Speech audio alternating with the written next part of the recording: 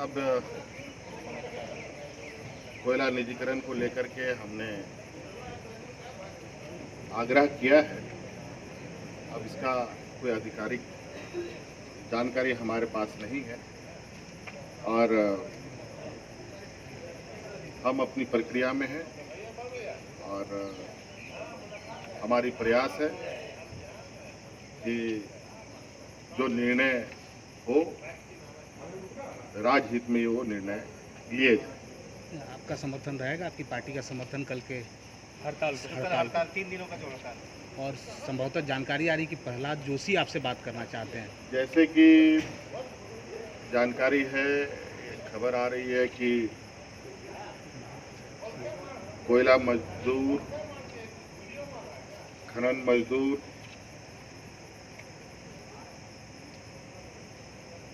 ये व्यवसायीकरण करने के विरोध में हड़ताल पे जा रहे हैं। उनको भी इस लोकतंत्र में अपनी बात रखने का अधिकार है और उनकी बातों को भी सरकार को संज्ञान में लेना चाहिए, मेरा ये मानना है। क्योंकि बड़े पैमाने पर कम से कम झारखंड प्रदेश की जो वर्तमान स्थिति है उसमें बड़े पैमाने पर इस क्षेत्र में लोग जुड़े हुए हैं और इनकी आवाज़ भी सरकार के कानों तक जानी चाहिए। दादा एक सवाल है, सोशल मीडिया पे आप ट्रेंड कर रहे हैं, सबसे ज़्यादा लोकप्रियता आपकी की है। तो वो सब चीज़ें आप लोग देखिए, हम लोग अपना काम करते हैं और देश दुनिया देखता है। वो आकलन करने वाले दूसरे वर्ग हैं, वो जो सही समझ उनको लगता है वो अपना करते हैं। इसलिए सवाल है कि डिजिटल पे सारा कुछ है आज की तारीख में, और वो एक मापदंड हो गया है कि आप किस तरह से काम करते हैं। पिछले 6 महीने में देखिए, हमारे पास जितने संसाधन हैं हम उन सभी संसाधनों का सदुपयोग करने का प्रयास करते हैं और क्योंकि हमारे पास भी एक लिमिटेशन है, 2 आँखें हैं, 2 हाथ है, एक मुंह है, एक नाक है। अगर इसके अलावा और कोई हमारा हाथ बनना चाहता है, आँख बनना चाहता है, मुंह बनना चाहता है, तो वो भी हमारे लिए बहुत उपयोगी होता है। और इसके लिए आज की जो व्यवस्था है, जो टेक्नोलॉजी का एक प्लेटफॉर्म है, उसके माध्यम से, जैसे कि अभी मैं आपसे बात कर रहा हूँ और ये बातें पता नहीं कितनी दूर तक साथ साथ में जा रही है। मुझे लगता है कि ये तकनीक का ही कमाल है।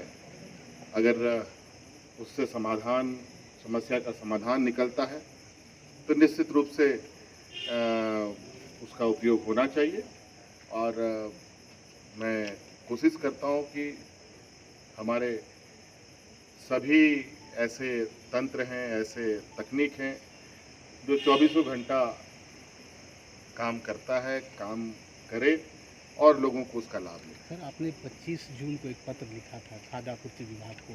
दिसंबर माह तक आपने कहा था कि मुफ्त में अनाज दीजिए। नवंबर तक की घोषणा हो गई है, पीएम ने की है और 80 करोड़ की बात हो रही है कि 80 करोड़ लोग लाभान्वित होंगे। देखिए, कल प्रधानमंत्री का जो देश के संबोधन में जो बातें आई है, उसमें जो अनाज वितरण की बात आई है, घोषणा तो हो जाती है लेकिन कभी कभी व्यवहारिक रूप से सही व्यक्ति को अनाज कभी कभी नहीं मिल पाता है। इनको सिंक्रोनाइज करने की भी आवश्यकता है। आज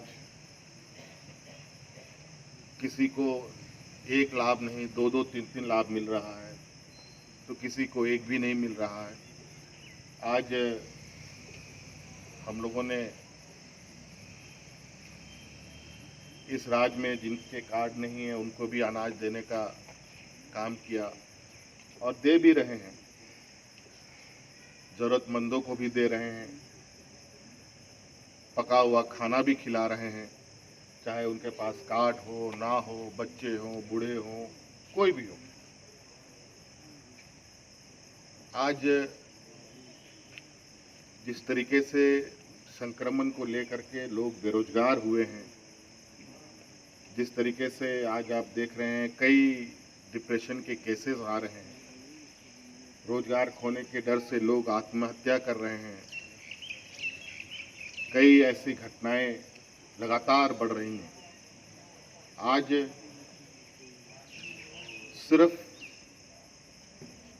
अनाज दे देना ही समाधान नहीं है, इसके अलावा और भी विकल्प पर सरकार को सोचना पड़ेगा, सोचना चाहिए। प्रधानमंत्री जी ने अनाज देने की घोषणा की है। हमारे राज्य के लिए ये एक राहत का घोषणा जरूर है, और अब हमें ये देखना है कि ये राज्य में कितने लोगों को लाभान्वित करता है और किस तरीके से करता है। ये लागू करने के उपरांत ही बताया जा सकता है कि ये घोषणा राज्यों के लिए कितना लाभ है। सर इसी से जुड़ा हुआ है, क्योंकि लोग ये कह रहे हैं कि प्रधानमंत्री ने कल कई पूजाओं का और त्योहारों का जिक्र किया, जिसमें छठ पूजा का उन्होंने खास तौर से जिक्र किया। सामने बिहार का चुनाव है, आप जो बोल रहे हैं गरीब तबका के लिए, मिडिल क्लास जो सुसाइड केस आ रहे हैं उसमें ज़्यादातर मिडिल क्लास के लोग हैं, जो नौकरी पेशा जिनकी नौकरी छूट गई। आपको लगता है कि ये पूरा चुनाव से जुड़ा हुआ कल का जो पूरा संबोधन था? देखिए, प्रधानमंत्री जी ने बातें तो बहुत कही, लेकिन मुझे बहुत एक बात का खेद है कि कल इस राज्य में एक ऐसा दिन होता है जिसको हम लोग हूल दिवस के नाम से जानते हैं, सिद्धू कान्हू जी का शहादत दिवस, और ये देश का पहला क्रांति था।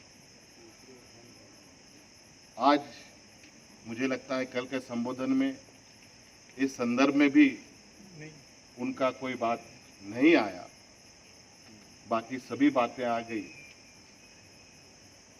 तो आप अंदाजा लगा सकते हैं कि बातें कितने लोगों को लाभान्वित करने वाली है और कितने राजनीतिक रूप से कल का संबोधन रहा।